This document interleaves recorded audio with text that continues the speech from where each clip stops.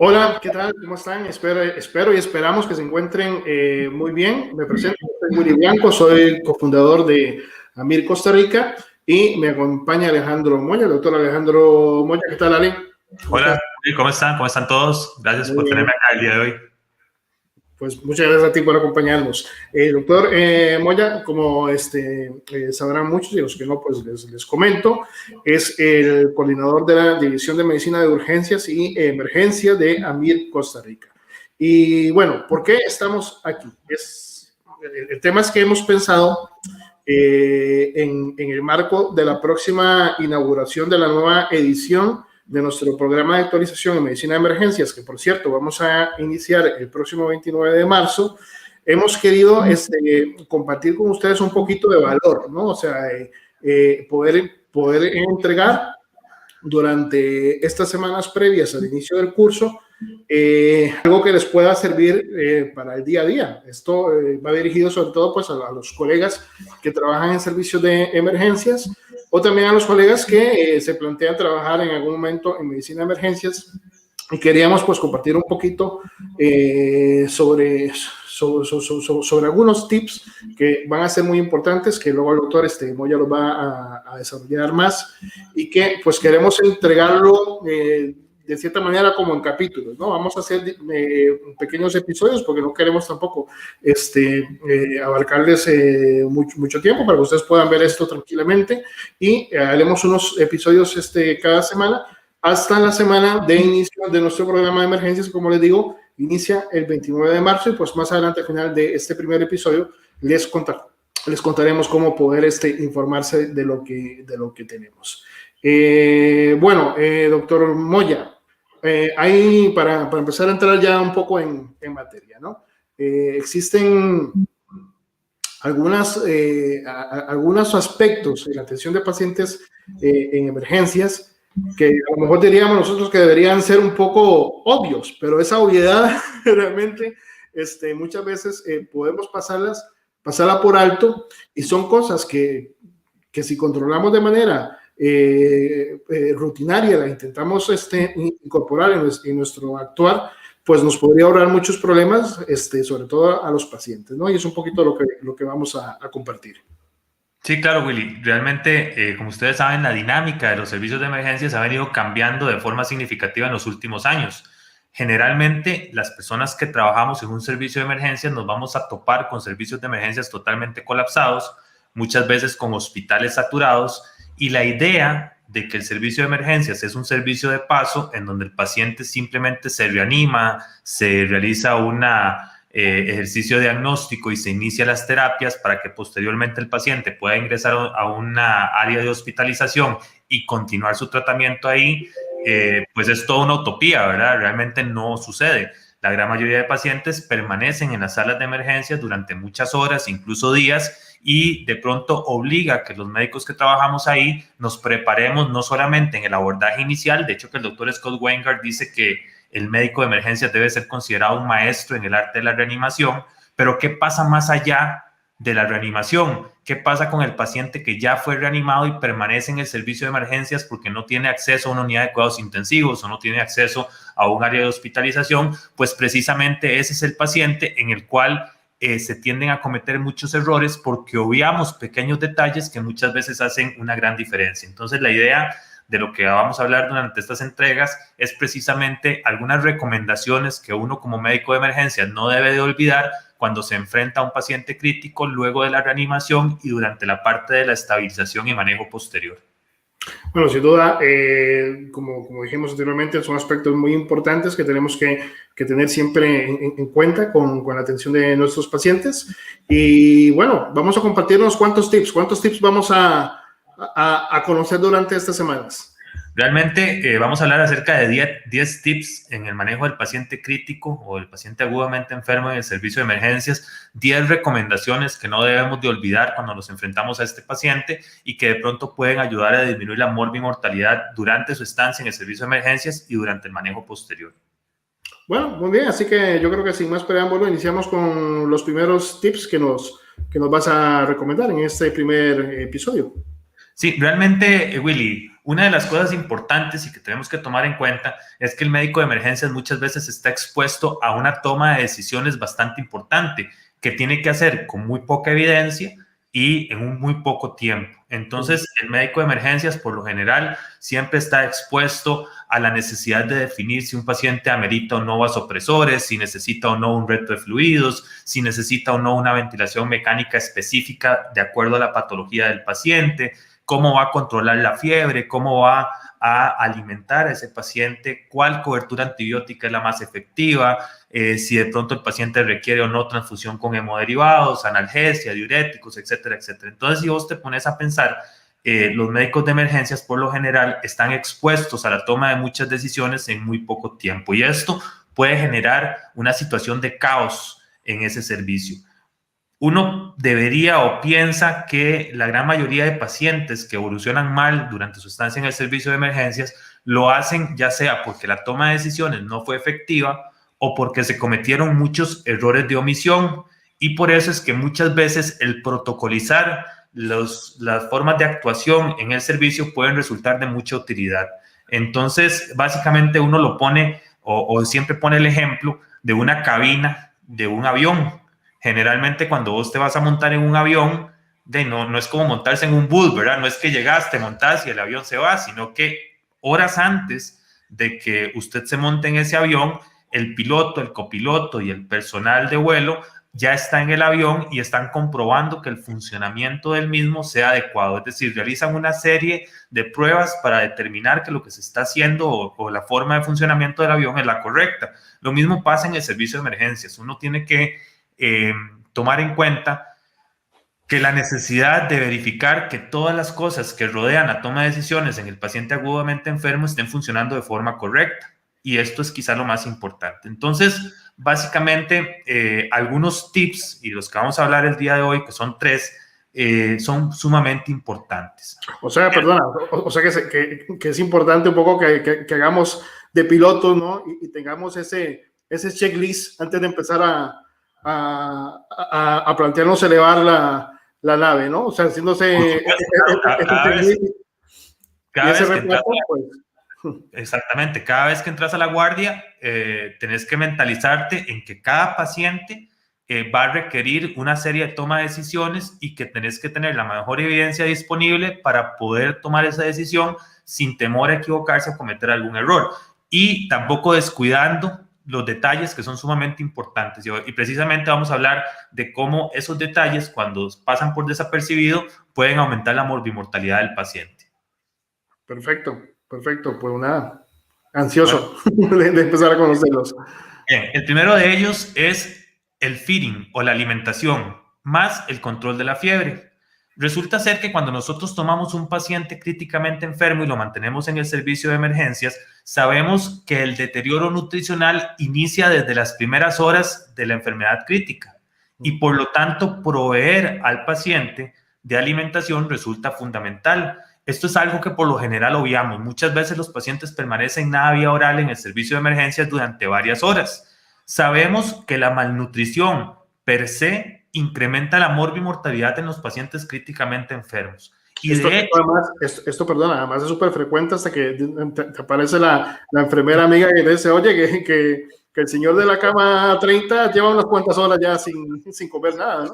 No, y de hecho que muchas veces ha sido el tratamiento de elección para algunas patologías. Por ejemplo, claro. En la apendicitis aguda sabemos que, bueno, los pacientes deben de permanecer nada vía oral antes de la cirugía, pero ¿qué pasa cuando se retrasa la cirugía por alguna situación y el paciente permanece durante muchas horas sin ningún tipo de alimentación? ¿Y qué pasa posterior al posoperatorio? ¿Cuántos días después el paciente va a iniciar la alimentación? Si por definición el paciente tiene algún grado de desnutrición, esto puede incrementar la evolución clínica inadecuada, con problemas en la cicatrización, con mayor incidencia de fugas del muñón, etcétera, etcétera. Lo mismo pasa con el paciente con pancreatitis.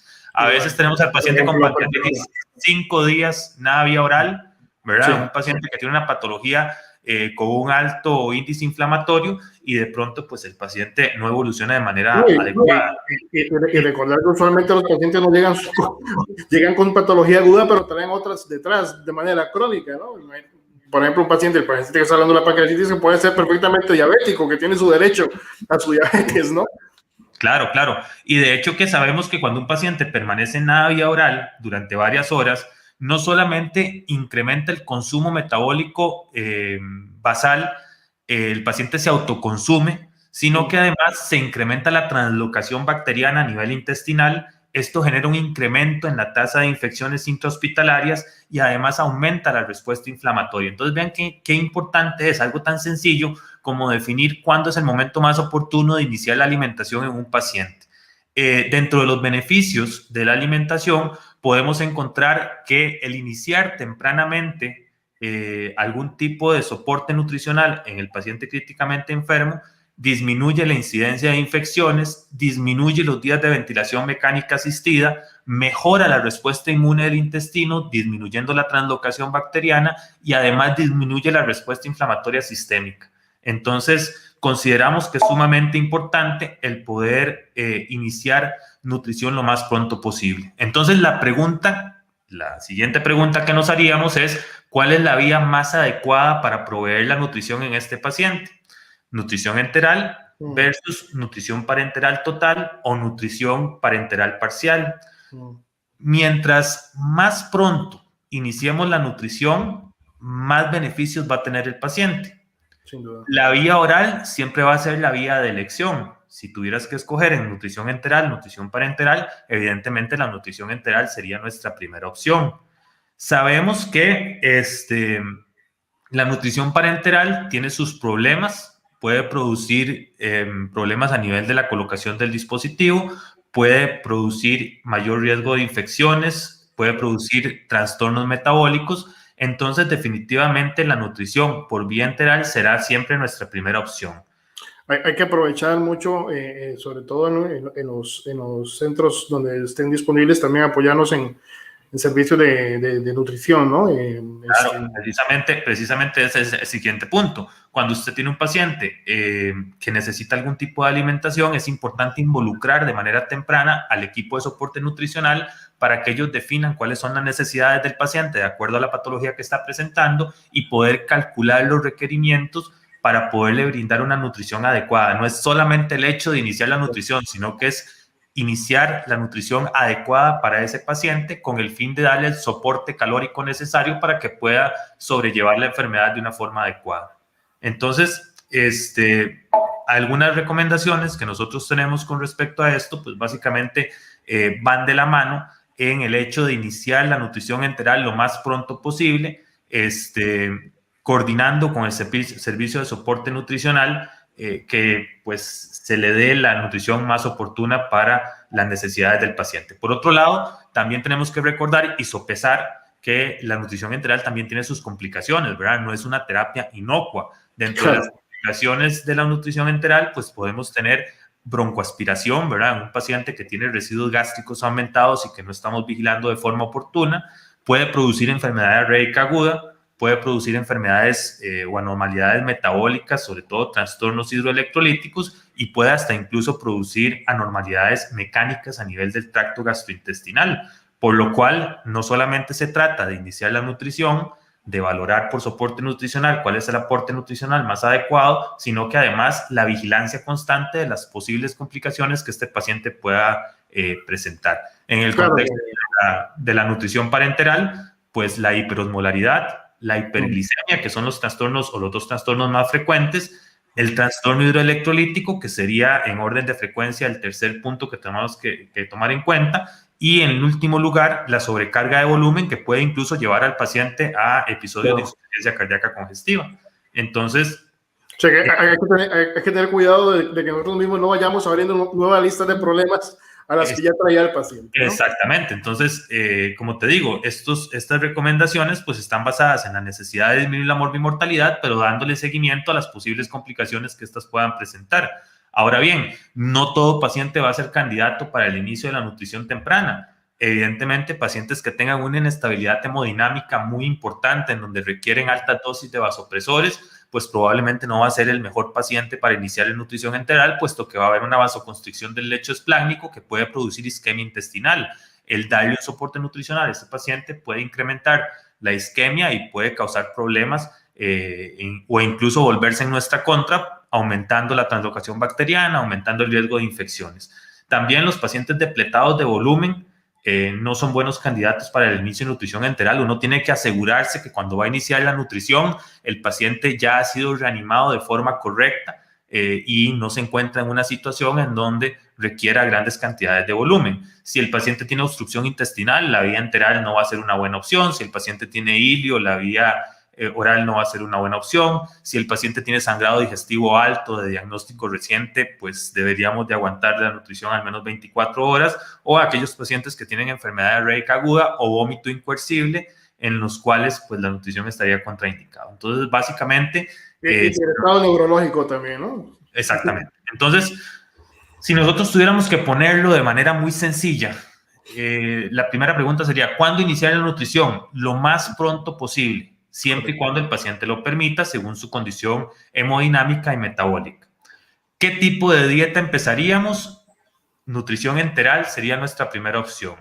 La nutrición parenteral generalmente se va a dejar para aquellos pacientes que no toleran la vía oral o tienen contraindicación para el uso del tracto gastrointestinal, y por lo general se tiende a iniciar de forma tardía.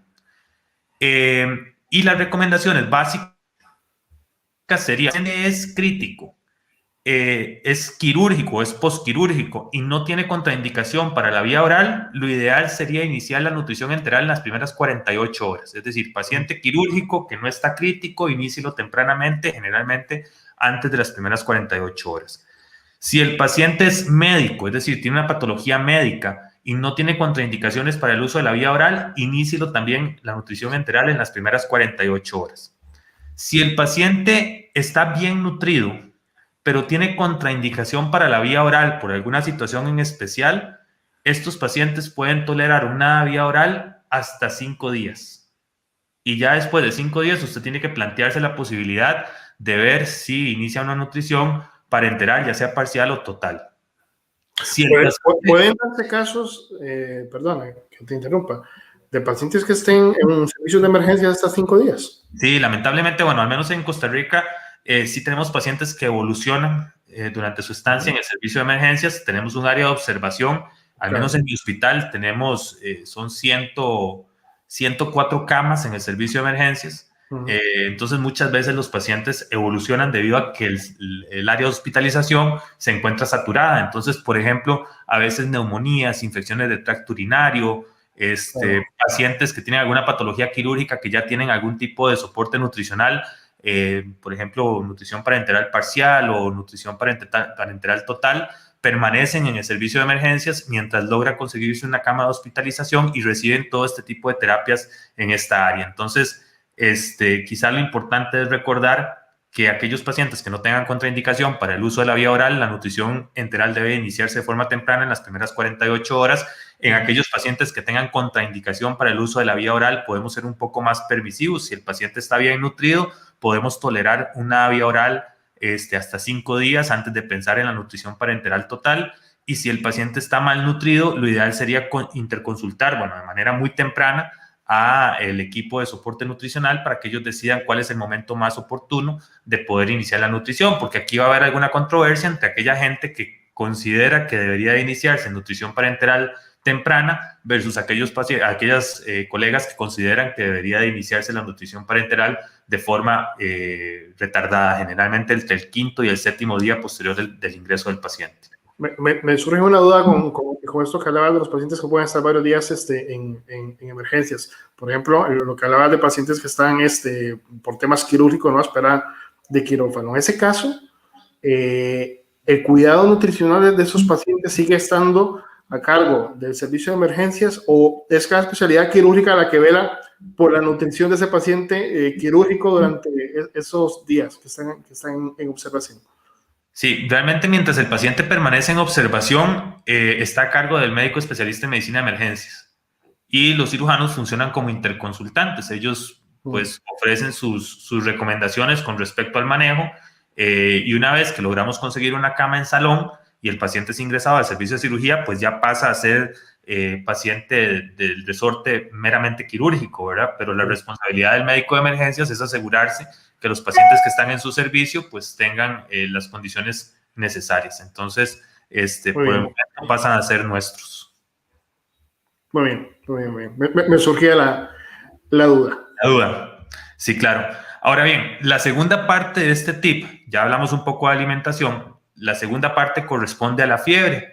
Resulta ser que, según la definición del IDSA, del Infectious Disease Society of America, vamos a hablar de fiebre cuando tenemos una temperatura por arriba de 38.3 grados centígrados. Pero es importante recordar que esta temperatura generalmente se ofrece para pacientes que son inmunocompetentes. Claro. En aquellos pacientes que son inmunosupresos o en aquellos pacientes que son adultos mayores, que per se tienen algún grado de inmunosupresión, se recomienda que uno hable de fiebre generalmente con temperaturas más bajas, más o menos entre 37.3 y 37.5 grados centígrados. Entonces, hay que ser un poco más permisivos con respecto al control de la temperatura en pacientes de poblaciones especiales, inmunosupresos o adultos mayores. Muy importante esto que comentas para los colegas que nos puedan estar escuchando, ¿no? El tema de la fiebre, que un paciente por llegar con 37.5 no podemos desechar que esté con fiebre, digamos, no, será una simple febrícula sin más si no vemos cuál es la base de ese paciente, ¿no? Un punto muy importante. Sí, y lo ideal sería, ¿verdad?, que esta temperatura sea altamente confiable, preferiblemente una temperatura central, ya sea medida con un termómetro de sonda Foley o medida a través de un termómetro esofágico o medida a través de un catéter intravascular. Sería lo ideal. Recordemos que los métodos tradicionales de medición de temperatura, ¿verdad?, no son tan confiables como sí lo son aquellos que son un poco más invasivos. Pero bueno, partamos del hecho de que objetivamente deberíamos de tener una temperatura central. Si no podemos tener una temperatura central, algún tipo de temperatura periférica nos puede ayudar. Sin embargo, sabemos que los dispositivos de toma de temperatura o las cintas de toma de temperatura pues no son tan confiables como si lo podrían ser dispositivos un poco más. Además, en esta época, ¿no?, de pandemia, que tenemos dispositivos para tirar para arriba. Claro. Ahora, ¿cuál es el problema de la fiebre sin tratar?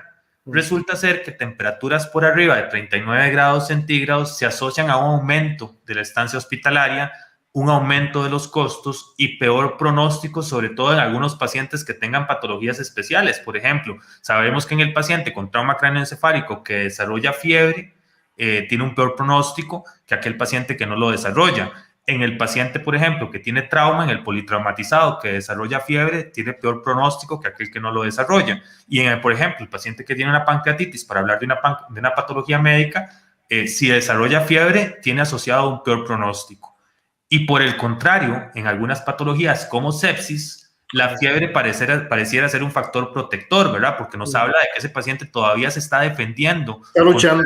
Contra el insulto, exactamente. A diferencia de el paciente que está hipotérmico en el contexto de sepsis, que la hipotermia le confiere un pronóstico más sombrío que aquel paciente que está con una normotemperatura o que está con fiebre. Entonces, es un punto importante que debemos de tratar, sobre todo porque debemos de definir cuál es el contexto de la enfermedad. Por eso lo más importante cuando nos enfrentamos a un paciente febril en el servicio de emergencias es tener un diagnóstico diferencial que nos permita recordar cuál es la causa del por qué este paciente está desarrollando fiebre.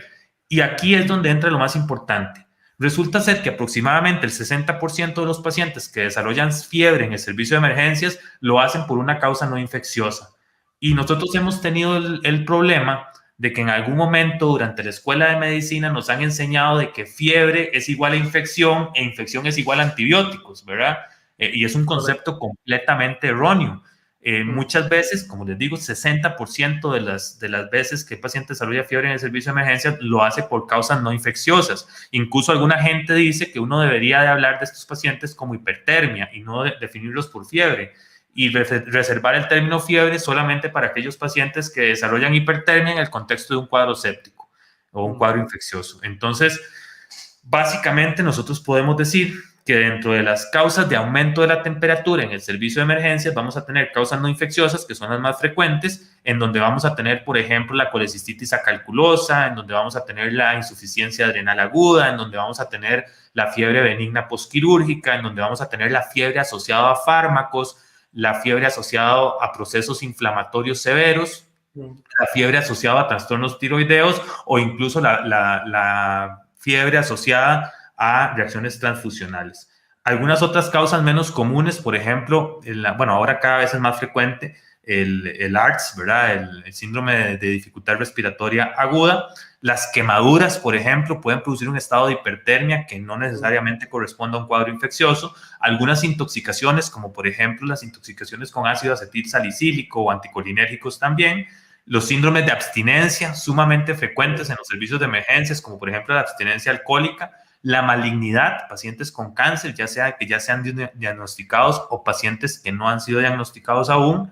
Las crisis convulsivas pueden desencadenar un cuadro de hipertermia y cosas importantes, las trombosis venosa profunda, embolismo pulmonar, trombosis coronaria, enfermedad cerebrovascular. Todas ellas tienen la capacidad de producir hipertermia. Entonces ve qué interesante, porque cuando nos enfrentamos a un paciente febril no solamente es darle acetaminofén e iniciarle antibióticos, ¿verdad? Que es el concepto que se ha manejado durante muchos años, sino que tenemos que ser muy minuciosos en buscar cuál es la causa del por qué este paciente tiene un incremento de la temperatura. Bueno, sobre todo, mira, qué interesante lo que acabas de comentar, por ejemplo, de la trombosis, ¿no? Que a lo mejor ocurre que llega el paciente con fiebre importante y casualmente tuvo los días previos algo de tos y mocos, no, esto es un cuadro infeccioso sin más, y no le vimos la pierna a la señora que a lo mejor tenía la pierna grandota, y luego no llega a los 4 días ahogándose, ¿no?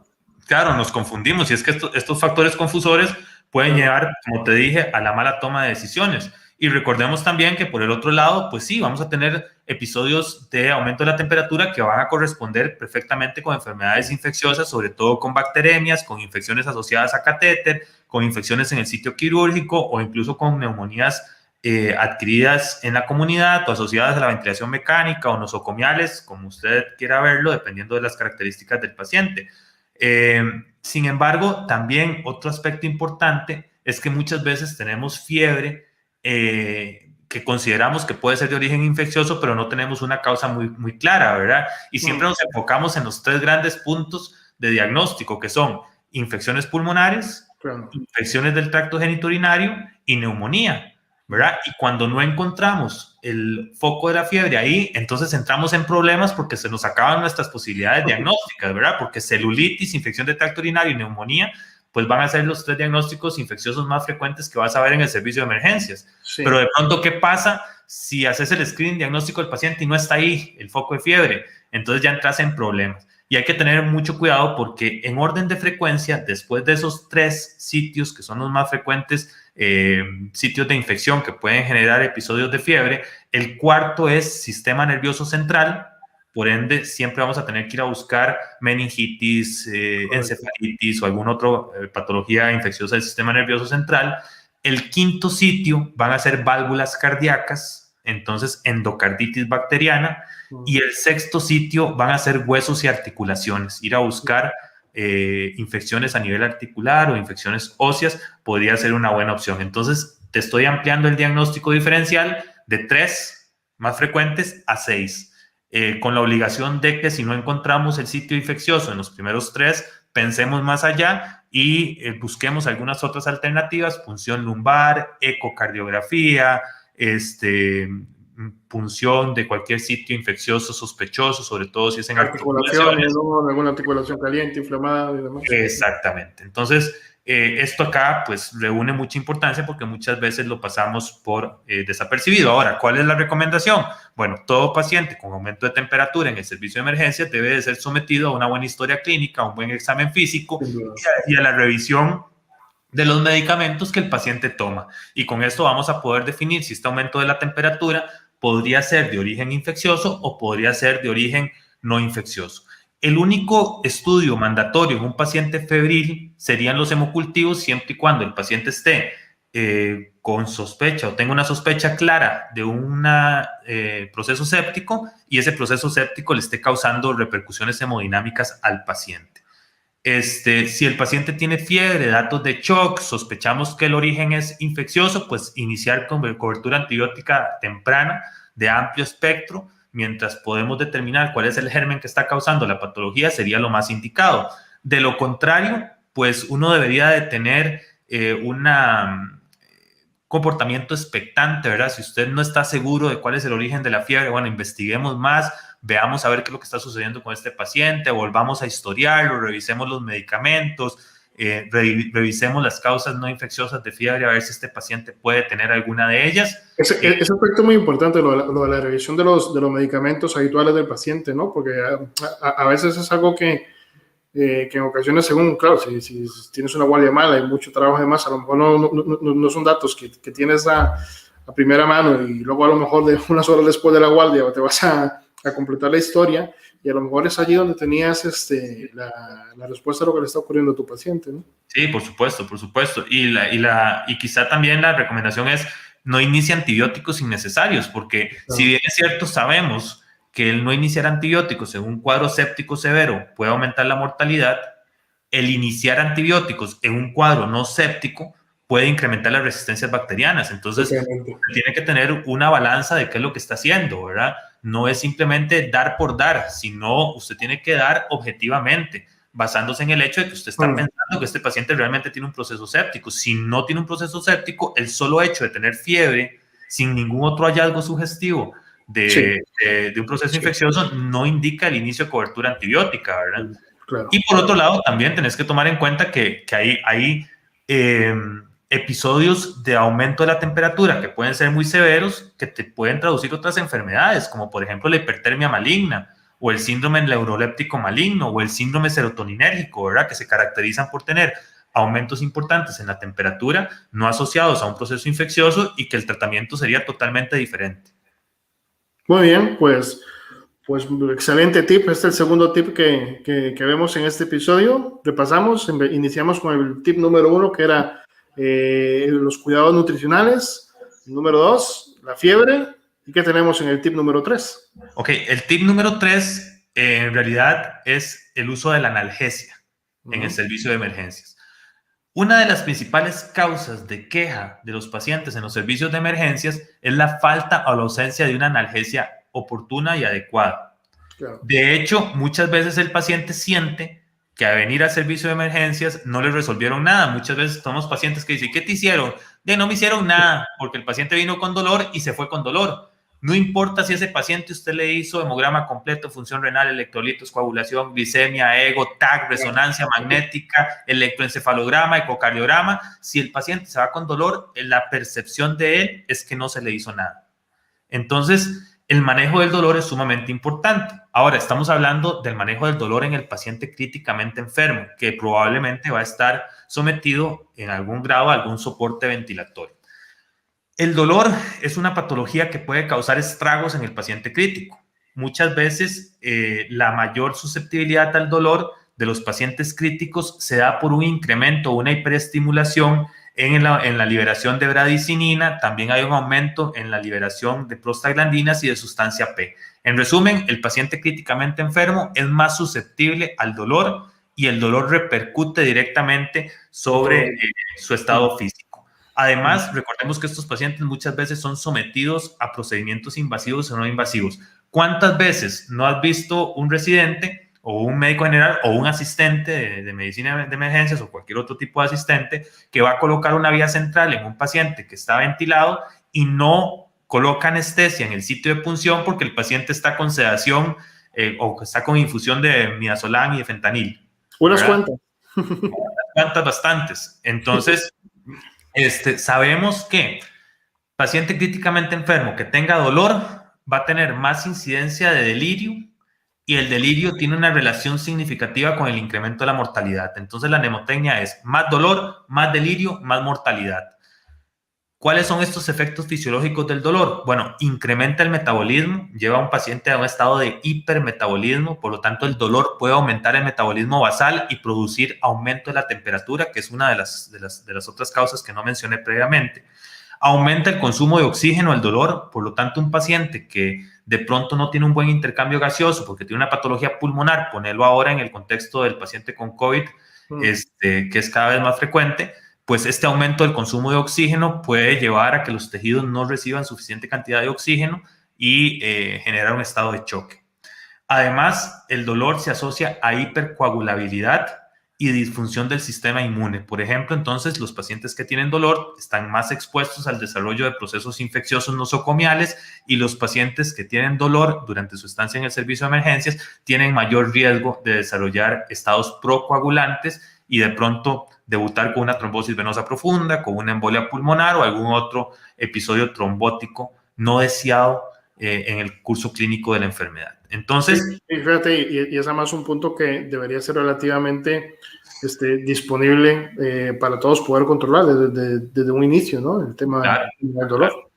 Claro, entonces aquí la pregunta sería, ¿cuántos de nosotros que estamos en un servicio de emergencias valoramos objetivamente cuál es el grado de dolor que está presentando este paciente? Porque si de pronto yo tomo random un grupo de pacientes que han consultado por dolor al servicio de emergencias y determino a cuántos de estos pacientes realmente les aplicaron una escala visual análoga de dolor, y cuántos recibieron medidas terapéuticas de acuerdo a la estratificación en la escala de dolor, pues probablemente nos vamos a quedar muy cortos.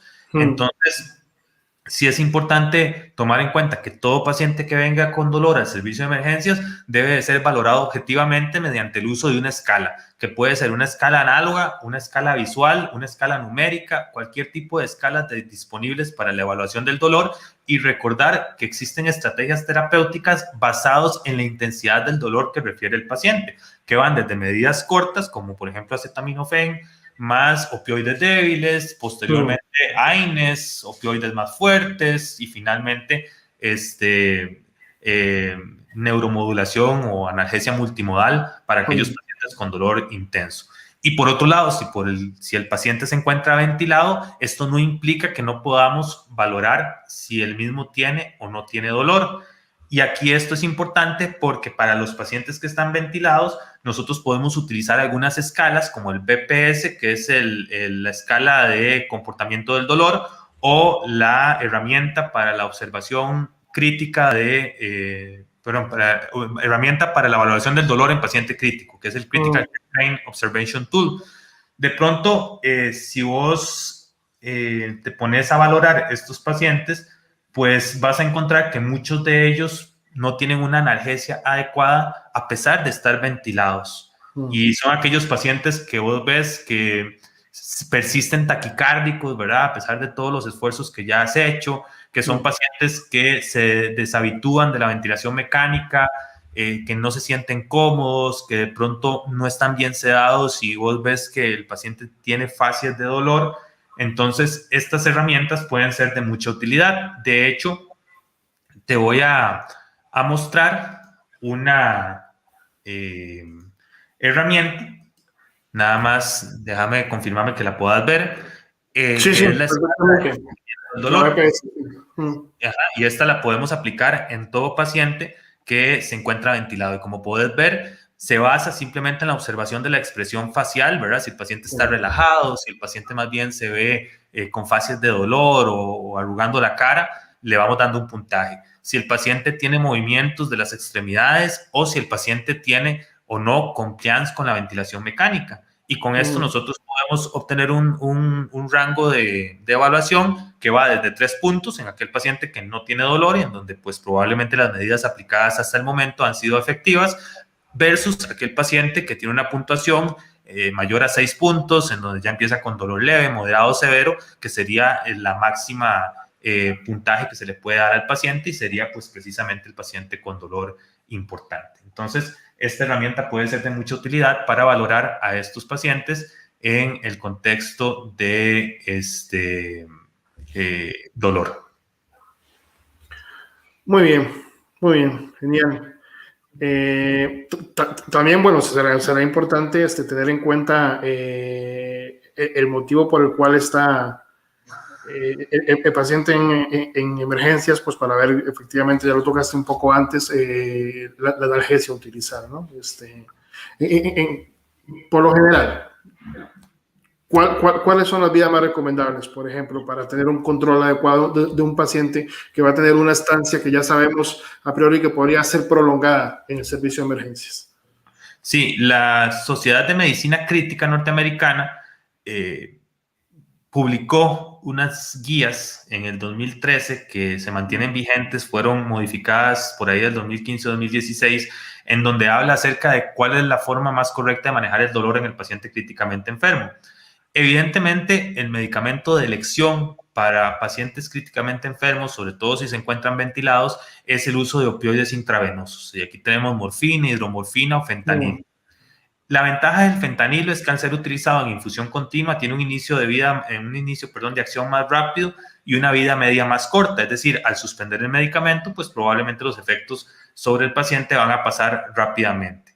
Si el paciente se encuentra en estado crítico y tiene insuficiencia renal o inestabilidad hemodinámica, se sugiere el uso de fentanilo sobre morfina o sobre hidromorfona. Sabemos que creatininas por arriba de 2 se convierten en una contraindicación para el uso de morfina y en este caso también de hidromorfona. Si el paciente se va a mantener ventilado durante un periodo prolongado de tiempo, también se prefiere el fentanil. Y si vos me decís cuál es la vía más correcta de aplicación, pues evidentemente la vía intravenosa en infusión continua va a ser más efectiva que aquellas vías, por ejemplo, subcutáneas o intramusculares, debido a la variabilidad de la perfusión de estas estructuras que pueden causar una mala distribución del medicamento. Entonces, para hacerte más claro y definirte esto, se prefiere la analgesia intravenosa en el paciente críticamente enfermo, sobre todo si está bajo ventilación mecánica, evidentemente con un opioide como primera opción, y si querés un opioide y tenés que escoger, pues preferiríamos el fentanilo en infusión continua.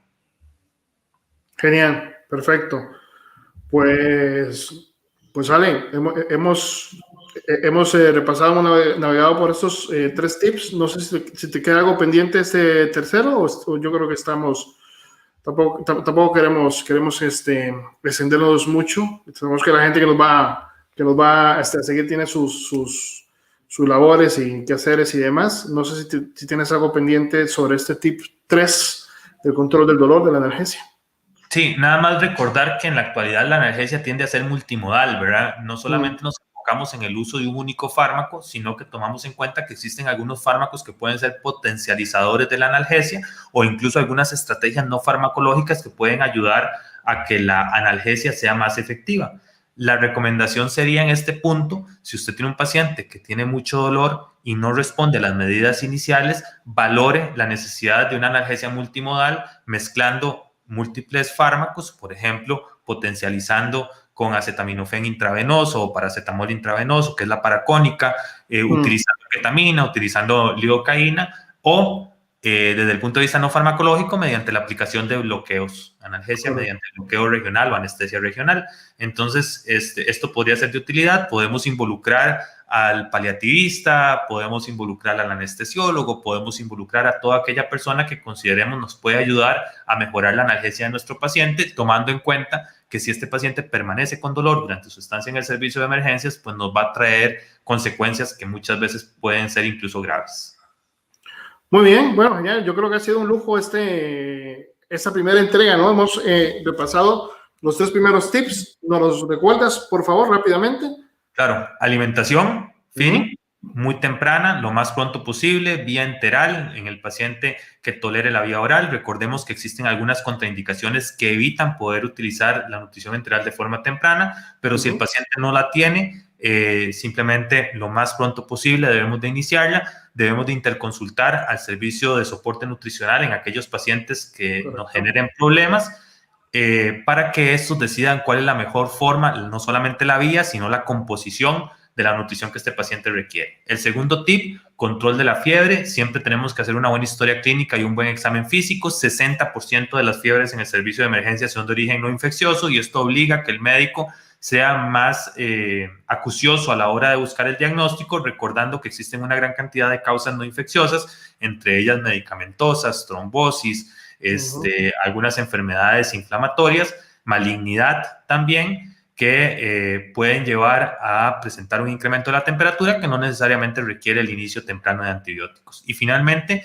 el control del dolor en el servicio de emergencias es sumamente importante. El dolor se ha asociado a una serie de complicaciones agudas en el paciente, con un incremento significativo del metabolismo basal, que conlleva también a episodios de disfunción inmune y además a aumento del riesgo de eventos trombóticos, por lo cual controlar el dolor es sumamente importante. ¿De qué forma? Mediante el uso de escalas que nos permitan reconocer cuando un paciente tiene dolor, estratificar cuál es el grado del dolor y brindar los medicamentos apropiados para control del dolor dependiendo de la severidad del mismo. Si el paciente está ventilado, también podemos utilizar escalas para determinar cuál es el tipo del dolor y vamos a brindar analgesia principalmente con opioides en infusión continua por vía intravenosa, que podemos potencializar con algunos otros fármacos como ketamina, paracónica o paracetamol intravenoso, o utilizar una estrategia multimodal involucrando al paliativista, involucrando al anestesiólogo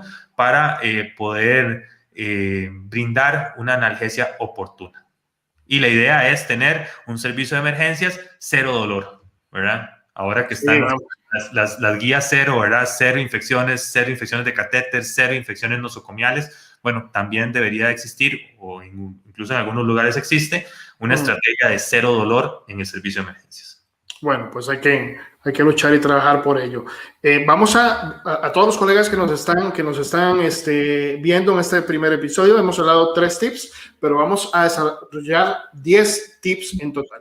Así que muchas gracias por habernos acompañado en este primer episodio. La próxima semana una entrega más y sí que les queremos recordar, les queremos invitar a participar en nuestro programa de actualización de medicina de emergencias coordinado por el doctor Moya, el doctor Marco Maya también, y con un montón de profesionales, todos especialistas de la medicina de emergencias que nos van a acompañar y que va a iniciar el próximo 29 de marzo. Todas las personas que puedan estar interesadas, si quieren más información sobre nuestro programa, que sin dudas es el programa más completo de actualización en medicina de emergencias en toda Latinoamérica, nos pueden escribir al mail de la Academia AMIR, que es info@amircostarrica.com, y bueno, en las redes sociales del doctor, en mis redes sociales y en las redes sociales de AMIR, pues también encontrarán mucha información. A todos, de verdad, muchas gracias. Alejandro, doctor Moya, muchas gracias. Y bueno, nos vemos en el siguiente episodio con los tips que tenemos que considerar cuando tenemos un paciente agudamente enfermo en el servicio de emergencias. Gracias y hasta la próxima semana. Hasta luego. Hasta luego.